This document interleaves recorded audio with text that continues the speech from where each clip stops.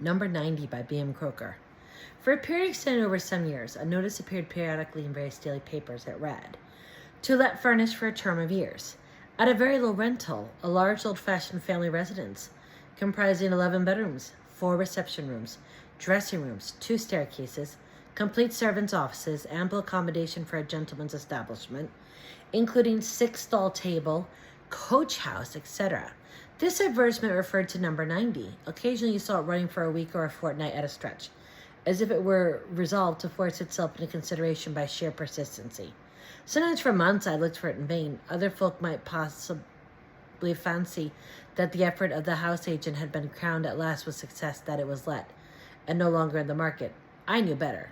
I knew that it would never find a tenant. I knew that it was passed on as a hopeless case from house agent to house agent. I knew that it would never be occupied and saved by rats, and more than this, I knew the reason why. I will not say in what square, street, or road number 90 may be found, nor will I divulge to a human being its precise and exact locality, but I am prepared to say that it is positively in existence. It is in Charleston, and it is still empty. 20 years ago this very Christmas, I was down from New York visiting my friend John Holyoke, a civil engineer from Charleston. We were guests at a little dinner party in the neighborhood of the South Battery. Conversation became very brisk as the champagne circulated, and many topics were started, discussed, and dismissed. We talked on an extraordinary variety of subjects. I distinctly recollect a long argument on mushrooms. Mushrooms, murders, racing, cholera, from cholera to sudden death, from sudden death to churchyards, and from churchyards it was naturally but a step to ghosts. John Holyoke, who was the most vehement, the most incredulous, the most jocular, the most derisive of the anti-ghost faction, brought matters to a climax by declaring that nothing would give him greater pleasure than to pass the night in the haunted house, and the worse its character, the better he would be pleased. His challenge was instantly taken up by our somewhat ruffled host, who warmly assured him that his wishes could be easily satisfied, and that he would be accommodated with a night's lodging in a haunted house within 24 hours, in fact, in a house of such desperate reputation that even the adjoining mansion stood vacant. He then proceeded to give a brief outline of the history of number 90. It had once been the residence of a well-known county family, but what evil events had happened there in tradition did not relate. On the death of the last owner, a diabolical-looking aged person, much resembling a typical wizard, it had passed into the hands of a kinsman resident abroad, who had no wish to return to Charleston, and who desired his agents to let it, if they could, a most significant condition. Year by year went by, and still this highly desirable family mansion could find no tenant, although the rent was reduced and reduced and reduced and again reduced to almost zero. The most ghastly whispers were afloat. The most terrible experiences were actually proclaimed on the housetops. No tenant would remain, even gratis, for the last 10 years. This handsome, desirable town family residence had been the abode of rats by day and something else by night. So said the neighbors. Of course it was the very thing for John, and he snatched up the gauntlet on the spot. He scoffed at its evil repute and solemnly promised to rehabilitate its character within a week. I was charged by our host to serve as a witness to verify that John Holyoke did indeed spend the night at number 90. The next night at 10 o'clock, I found myself standing with John on the steps of the notorious abode, but I was not going to remain. The carriage that brought us was to take me back to my respectable chambers. The ill-fated house was large, solemn-looking and gloomy. A heavy portico frowned down on neighboring barefaced hall doors.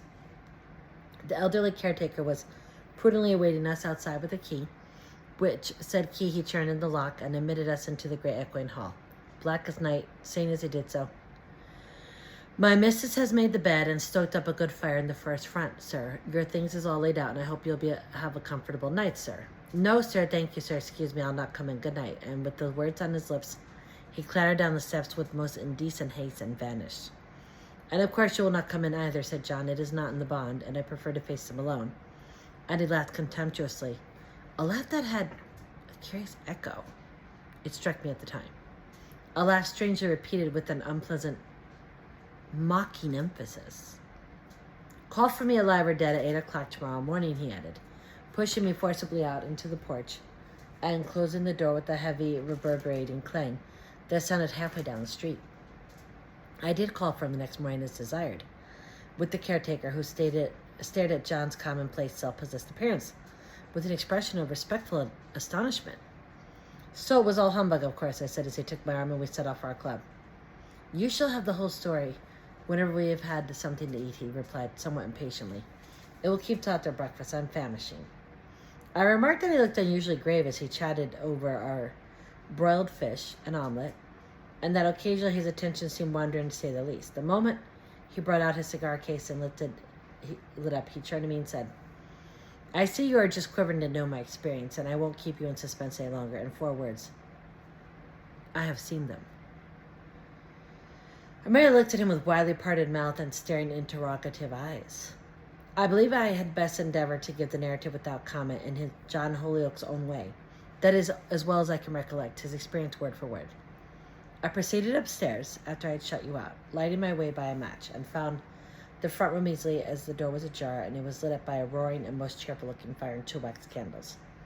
It was a comfortable apartment, furnished with old-fashioned chairs and tables, and the traditional 4-poster bed. There were numerous doors, which proved to be cupboards, and when I had executed a rigorous search in each of these closets and locked them, and investigated the bed above and beneath, sounded the walls, and bolted the door, I sat down before the fire, lit a cigarette, opened a book, and felt that I was going to be master of the situation, and most thoroughly and comfortably at home. My novel proved absorbing. I read on greedily chapter after chapter, and so interested was I and amused, for it was a lively book, that I positively lost sight of my whereabouts, and I fancied myself reading in my own chamber. There was not a sound. The coals dropping from the grate occasionally broke the silence, till a neighboring church clock slowly boomed 12. "The hour," I said to myself with a laugh as I gave the fire a rousing poke, and commenced a new chapter. But ere I had read 3 pages, I had occasion to pause and listen. What was a distinct sound now coming nearer and nearer? "Rats, of course," said common sense. It was just a house for vermin. Then a longish silence, and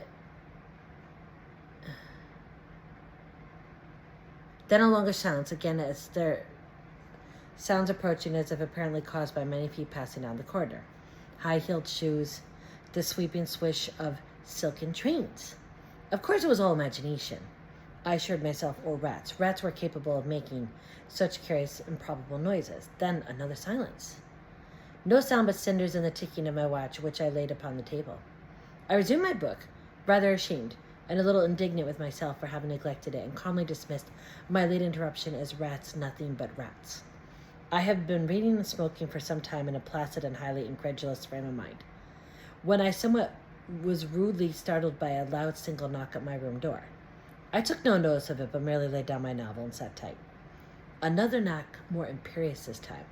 After a moment's mental deliberation, I rose, armed myself with the poker, prepared to brain any number of rats, and threw the door open with a violent swing that strained its very hinges, and beheld to my amazement a tall powdered footman in a laced scarlet uniform, who, making a formal inclination of his head, astonished me still further by saying, "Dinner's ready." "I'm not coming," I replied, without a moment's hesitation. Thereupon I slammed the door in his face, locked it, and resumed my seat. Also my book, but reading was a farce. My ears were aching for the next sound. It soon came, rapid steps running up the stairs, and again a single knock. I went over to the door and once more discovered the tall butler, who repeated with a studied courtesy, "Dinner's ready and the company are waiting." "I told you I was not coming. Be off and be hanged," I cried, again shutting the door violently. This time I did not make even a pretense of rain. I merely sat and waited for the next move. I had not long to sit. In 10 minutes I heard a third loud summons. I rose, went to the door, and tore it open. There, as I expected, was a servant again, with his parrot speech. "Dinner is ready, the company are waiting, and the master says you must come." "All right, then I'll come," I replied, wearied by reason of his inopportunity, and feeling suddenly fired with a desire to see the end of this adventure. He accordingly led the way downstairs, and I followed him, know as I went the gold buttons on his coat, and also that the hall and passages were now brilliantly illuminated by glowing candles, and hung with living green, the crisp leaves of holly, mistletoe, and ivy reflecting back the light. There were several uniformed servants passing to and fro from the dining room. There issued a buzz of tongues, loud volleys of laughter, many hilarious voices, and a clatter of knives and forks. I was not left much time for speculation, as I, in another second, found myself inside the door, and my escort announced me in a loud voice as Mr. Holyoke. I could hardly credit my senses as I looked round and saw about 24 people, dressed in a fashion of the 18th century. Seated at the table set for a sumptuous Christmas dinner and lighted up by a blaze of wax candles and massive candelabra. A swarthy elderly gentleman who presided at the head of the board rose deliberately as I entered. He was dressed in a crimson coat braided with silver. He wore a white wig, had the most piercing black eyes I had ever encountered, and made me the finest bow I ever received in all my life, and with a polite wave of his hand, indicated my seat, a vacant chair between two powdered and embroidered beauties, with overflowing white shoulders and necks sparkling with diamonds. At first I was fully convinced that the whole affair was a superbly matured practical joke. Everything looked so real, so truly flesh and blood, so complete in every detail, but I gazed around in vain for one familiar face. I saw young, old, and elderly, handsome in the reverse. Of all the faces, there was a similar expression. Reckless, hardened defiance. And something else that made me shudder, but I could not classify or define. Were they a secret community, burglars or counterfeits? But no, in one rapid glance I noticed that they belonged exclusively to the upper stratum of society, bygone society. The jabber talking had momentarily ceased, and the host imperiously hammering the table with the knife handle said in a singularly harsh, grating voice, "Ladies and gentlemen, permit me to give you a toast," our guest looking straight at me with glittering, coal-black eyes. Every glass was immediately raised. 20 faces were turned up towards mine, when happily a sudden impulse seized me. I sprang to my feet and said, "Ladies and gentlemen, I beg to thank you for your kind hospitality. But before I accept it, allow me to say grace." I did not wait for permission, but hurriedly repeated a Latin benediction. Ere the last syllable was uttered, in an instant there was a violent crash, an uproar, a sound of running, of screams, groans, and curses, and then utter darkness. I found myself standing alone by a big mahogany table which I could just dimly discern, by the aid of a street lamp that threw its meager rays into the great empty dining room from two deep and narrow windows. I must confess that I felt my nerves a little shaken by this instantaneous change, from light to darkness, from a crowd of gay and noisy companions to utter solitude and silence. I stood for a moment trying to recover my mental balance. I rubbed my eyes hard to assure myself that I was wide awake, and then I placed this very cigar case in the middle of the table, as a sign and token that I had been downstairs, which cigar case I found exactly where I left it this morning. And then I went and groped my way into the hall and regained my room.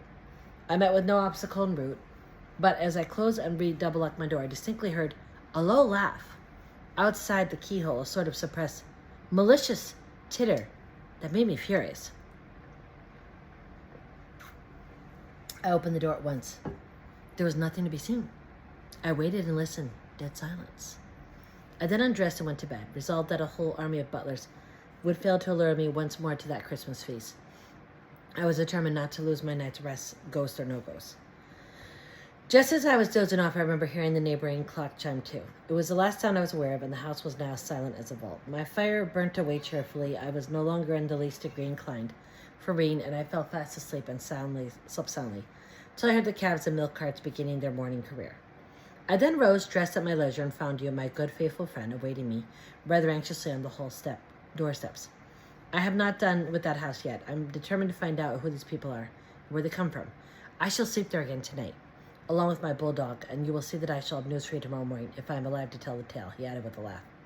In vain I would have dissuaded him. I protested, argued, and implored. I declared that rashness was not courage, but that he had seen enough, and that I, who had seen nothing and only listened to his experience, was convinced that number 90 was a house to be avoided. I might just as well have talked to my umbrella. So once more I reluctantly accompanied him to his previous night's lodging. Once more I saw him swallowed up inside the gloomy, forbidden-looking Victorian hall. I then went home in an unusually anxious, semi-excited, nervous state of mind. I lay wide awake, tumbling and tossing hour after hour, a prey of the most foolish ideas I would have laughed to scorn in daylight. More than once I was certain I heard John Holyoke instantly calling my name.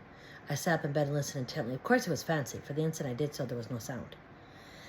At the first gleam of winter dawn, I rose, dressed, and swallowed a cup of good strong coffee to clear my brain from the misty notions that had harbored during the night, and then I invested myself in my warmest topcoat and set off for number 90. Early as it was but 7:30. I found the caretaker before me, pacing the pavement, his face drawn with a melancholy expression. I was not disposed to wait for 8 o'clock. I was too uneasy and too impatient for further particulars of the Christmas dinner party. So I rang with all my might and knocked with all my strength. No sound within, no answer. But John was always a heavy sleeper.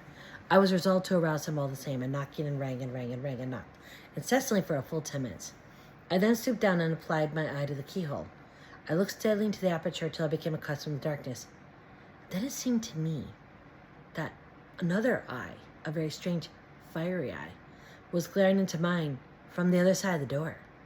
I removed my eye and applied my mouth instead and shouted with all the power of my lungs, John! John Holyoke! How his name echoed and re-echoed up through that dark and empty house. He must hear that, I said to myself, as I pressed my ear closely against the lock and listened with throbbing suspense.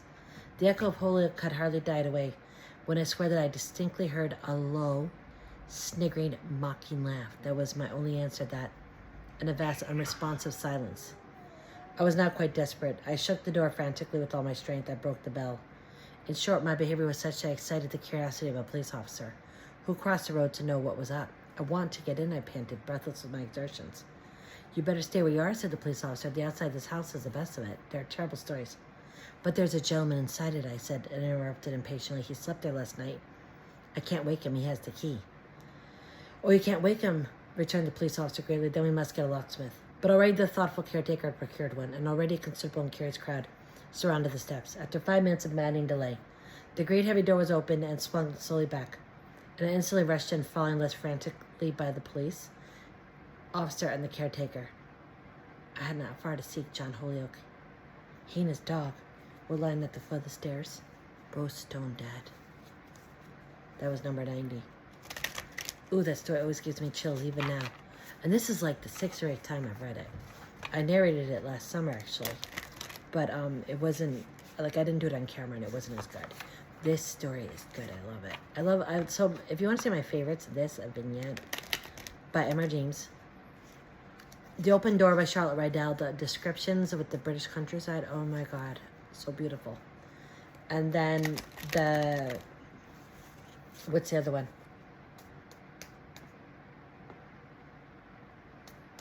Was an Illusion, which I also want to re-record because I think I was too quiet when I made it. I also do like how Pan came to Little Ingleton.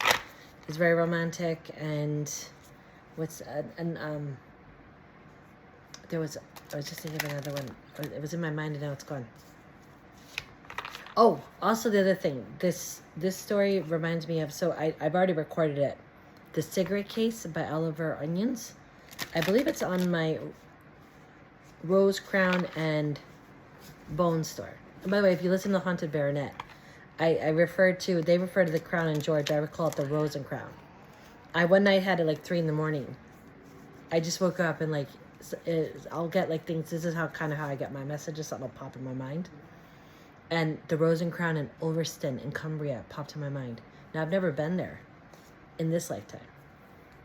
I was like, what is this? Anyways, I looked it up. It's a real place. It's a real pub.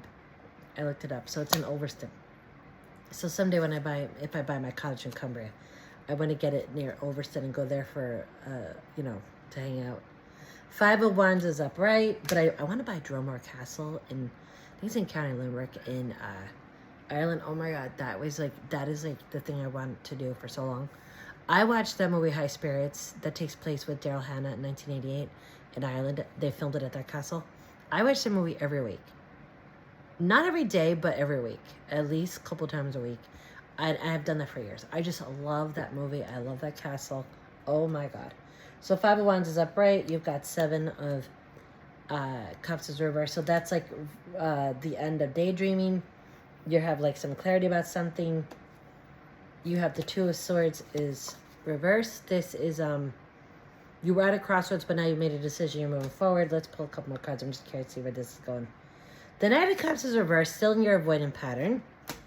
And 8 of Cups, you're walking away from something, probably walking away from that avoidant energy that you've been doing. But your 10 of Cups is reversed, you're still blocked.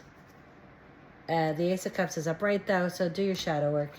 You'll get unblocked, and then you'll move into your Ace of Cups. But you're still blocked, you're still avoidant. You need to do your shadow work.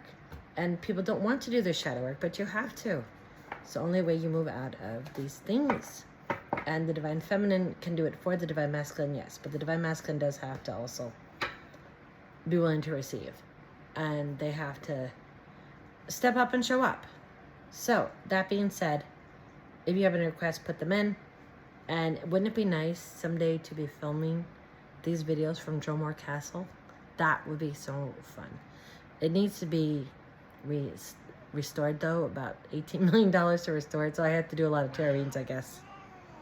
Well, maybe if I sell one of my screenplays too, or a couple. I wrote 3 screenplays. Maybe if I sell them between that and the tarot readings, I could do it. I want to buy that castle though. I really do. I want to buy it and run it as a business, like have like weddings and like people have like their events there. So I want to do it was an illusion, and I'll see you guys in the next video.